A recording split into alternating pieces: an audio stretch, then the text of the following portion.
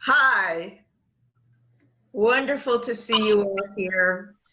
Thank you so much for sharing your time with us today.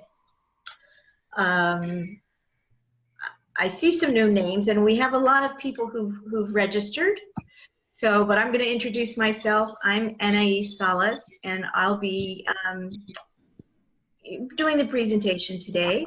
And I'm very happy to have you meet Jack Coleman, who's also a coach, and he's agreed to help out today in terms and just in case we hit any dead air, happens. And Adrian, thank you so much for taking care of the tech stuff. Really appreciate it. Let me start over. Why are we here? Why are we here? We're here because we are feeling the transition. We're in the shift in our own unique ways. We're aware of it. We can feel things changing for us. And we want to come together in community to celebrate, celebrate what we're doing together in the collective, and to celebrate our own unique journeys and to help each other, because this is hard work. It's not easy. So I'm doing these monthly presentations to talk about the system of separation, which is what we have been living in. You can call it the matrix, you can call it the 3D construct, but ultimately what it is a system of separation. And one of the most helpful things we can do for ourselves is simply work our way out of the separation dynamic.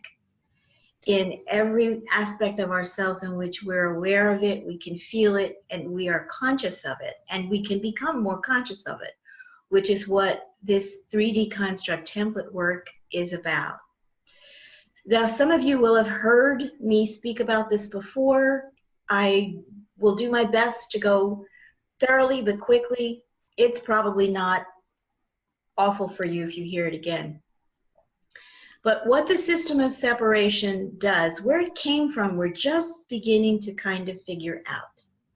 What it's doing, we're also beginning to be aware of, and I liken it to an open-air concentration camp. So if we go back to the days when the concentration camps were operating in Poland and in Germany, there were experiments being conducted on people against their will. There were all kinds of conditioning experiments happening, but it was all in an enclosed, fenced-in area, and that made it difficult for the rest of the world to kind of know what was going on for a while. Eventually, it got found out, and people were horrified, as well they should have been. Well, what's kind of a missing link for many people is that that experimentation didn't stop. It just stopped happening that way. And when the events led to the dynamic of shock and awe and coming into a world war, the people who were behind that